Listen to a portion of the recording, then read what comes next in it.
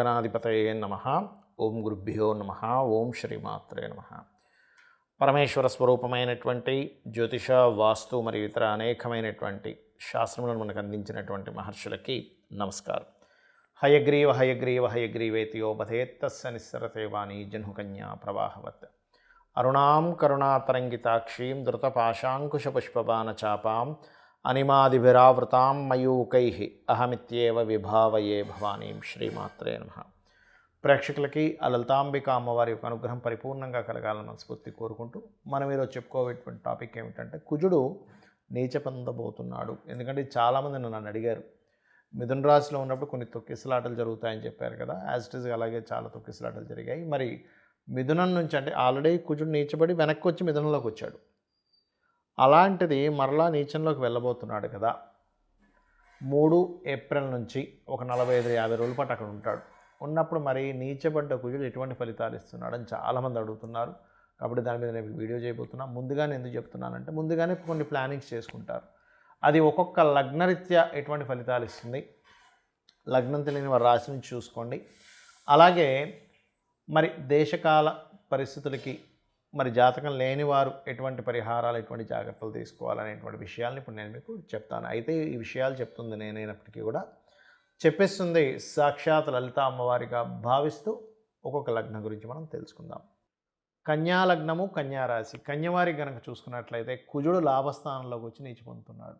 మరి లాభస్థానంలోకి వచ్చి నీచి పొందుతుంటే మరి పాపగ్రహాలు లాభస్థానంలో మంచిదే అంటారు కదండి. మంచిదే. ఎప్పుడు మంచిది? అది నీచభంగ రాజయోగం వచ్చినప్పుడు మంచిది. లేనట్లయితే ఏమవుతుంది? ఏవో లాభాలు వస్తాయని ఒక్కోసారి చూడండి, మనకి ఎవరో ఫ్రెండ్స్ ఎవరో చెప్తారు, ఏమంటే ఆయనకు లక్షిస్తే 30,000 ఇస్తున్నాడు, నెలకు 40,000 ఇస్తున్నాడు.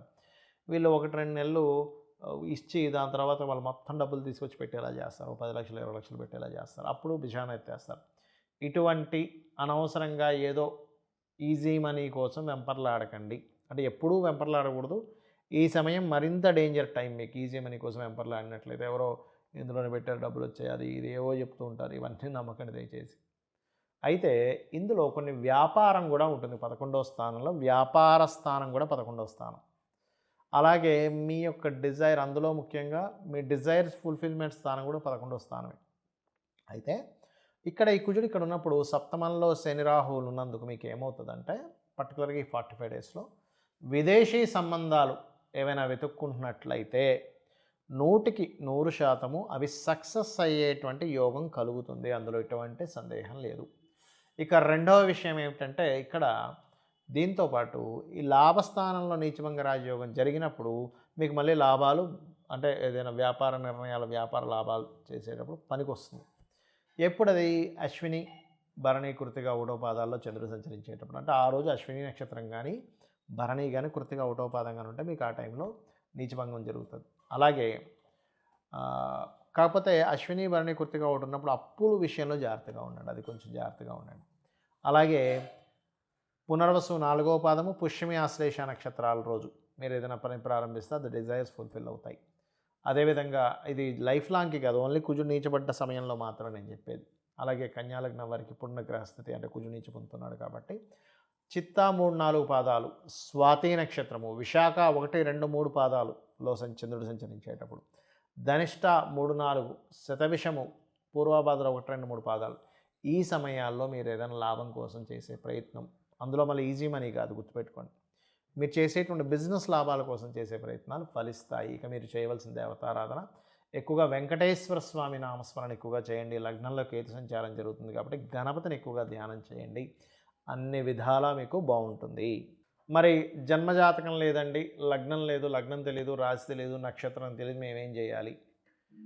ఎప్పుడైనా సరే జన్మజాతకం లేనప్పుడు సహజ మేషం, అంటే మేషం నుంచి చూసేసుకోవాలి. మేషాన్నే లగ్నంగా తీసుకొని 4వ స్థానం మీద కుజుడి యొక్క సంచారం కాబట్టి మీరు ఏదైనా ల్యాండ్స్ తీసుకున్నా, లేదా మీరు ఆర్మీ, పోలీస్ డిపార్ట్మెంటు, సెక్యూరిటీ సర్వీసెస్లో ఉన్నవాళ్ళు కొంత జాగ్రత్తగా ఉండాలి దేశకాల పరిస్థితులు చూసుకుంటే. ఎందుకంటే ఈ కుజుడు ఎప్పుడైతే నీచ స్థానంలోకి వెళ్తాడో వీటి మీద ఎఫెక్ట్ ఇస్తుంటాడు. అదీ కాకుండా ఒక 2 నెలల పాటు శని రాహువులు కలిసి ఉండి కుజుడు కోణంలో ఉన్నాడు. దీనివల్ల ఏమవుతుంటుందంటే కాస్త ఉద్రిక్తమైనటువంటి వాతావరణం, బార్డర్స్లో కావచ్చు, కొన్ని గొడవల విషయంలో కావచ్చు, ఇటువంటివి జరుగుతూ ఉంటాయి. అలా కాకుండా మరొక విషయం ఏంటంటే ఇక్కడ దీంతో పాటు ఏప్రిల్ మాసంలో కొంత పంచగ్రహ కూటమి, షష్టగ్రహ కూటమి కూడా మనకి 12వ స్థానంలో జరుగుతుంది. దానివల్ల కొంతమందికి విదేశీ యోగాలు ఉన్న వాళ్ళకి విదేశీ యోగాలు, రకరకాల యోగాలు ఉన్న వాళ్ళకి రకరకాలు జరుగుతాయి పర్సనల్ చార్ట్లో. కానీ మీకు పర్సనల్ చార్ట్ లేదు అనుకునేటువంటి వారు ప్రధానంగా మీరు తీసుకోవాల్సింది భూములు, గొడవలు, అన్నదమ్ములతో వచ్చేటువంటి వివాదాలు వస్తాయి అనుకునేటువంటి విషయాల పట్ల కాస్త మీరు జాగ్రత్త వహించండి. అలాగే మరొక విషయం ఏంటంటే ఇక్కడ ఈ భూముల్లో ఒక్కోసారి తెలియకుండానే దోషం ఉంటుంది. అంటే ల్యాండ్ కట్ అవ్వడం కానీ, పెరగడం కానీ, అలాంటి వాటికి కన్స్ట్రక్షన్ స్టార్ట్ చేయడం లాంటివి చేయకండి. ఎందుకంటే భూమికి సంబంధించిన కారకుడు కుజ అంటే భూమికి పుత్రుడు, భూపుత్రుడు అంటారు కుజుడిని. అప్పుడు ఏమవుతుంది, భూ సంబంధించిన మనం ఏదైనా దోష సంబంధించిన ప్రారంభించినప్పుడు ఇబ్బంది ఇస్తుంది. అలాగే కొన్ని మెషినరీస్ కొంటుంటారు కొంతమంది, మెషినరీస్ రిలేటెడ్ సంబంధించిన విషయంలో ఇబ్బందులు రావడం ఇట్లాంటివి ఏర్పడుతుంటాయి. ఆ కారణంగా ఒక దేశానికి ఇంకో దేశానికి ఏదైనా ఇబ్బందులు రావడం అంటే దేశపరంగా తీసుకుంటే అట్లాంటివి వస్తూ ఉంటాయి. అదేవిధంగా మంచి ఎండాకాలంలో విపరీతమైన వర్షం పడడం, ఎందుకంటే కుజుడు నీచంలో ఉన్నాడుగా జలరాశుల్లో.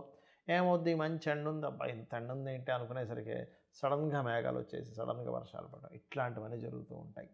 అయితే ఇక్కడ ఒకటే గుర్తుపెట్టుకోండి, మీరు ఎవరైనా సరే మీకు జన్మజాతకం తెలిసినా తెలియకపోయినా ఒకటే గుర్తుపెట్టుకోండి, నవగ్రహాల్లో కుజగ్రహం దగ్గర దీపారాధన చేయడము పాయింట్ నెంబర్ 1.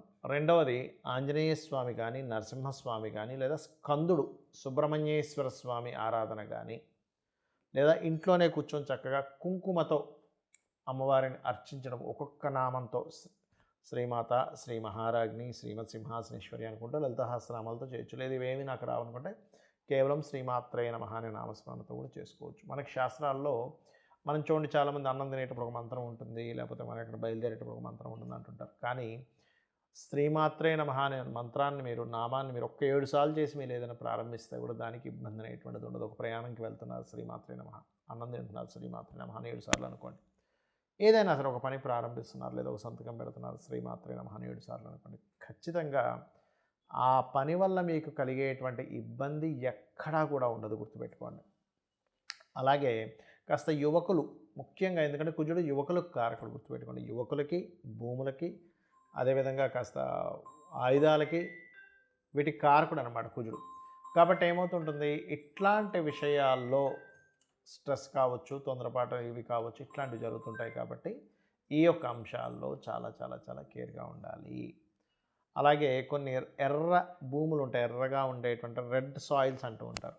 రెడ్ సాయిల్స్ కొన్నిసార్లు ఈ కుజుడు నీచపడ్డప్పుడు ఏమవుతుందంటే జంతువులకి ఇబ్బంది అండి.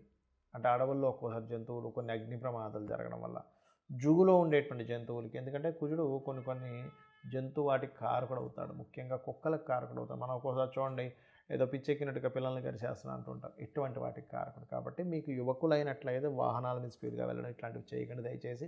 ఈ 45 to 50 డేస్ ముందుగానే ఎందుకు చెప్తున్నానంటే, ముందుగానే ప్రతిదీ ప్రణాళిక ఉంటుంది. ఒక భూమి కొనాలనుకున్నా, లేకపోతే ఒక కెరియర్ విషయంలో తీసుకునేటువంటి చదువుకు సంబంధించిన విషయాల్లోని.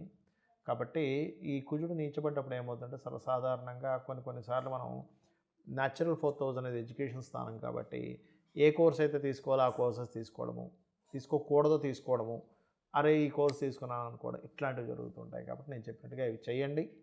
ముఖ్యంగా దేశీవాలి గోవుకి తినిపిస్తూ ఉండండి క్యారెట్స్, అవి క్యారెట్స్ కావచ్చు, బీట్రూట్స్ కావచ్చు. కానీ ఒకటే అర్థం చేసుకోండి, ఏంటంటే ఈ సమయంలో ఉద్రేకమైనటువంటి నిర్ణయాలు, ఆలోచనలు చేయకూడదు. శ్రీమాత్రే నమః.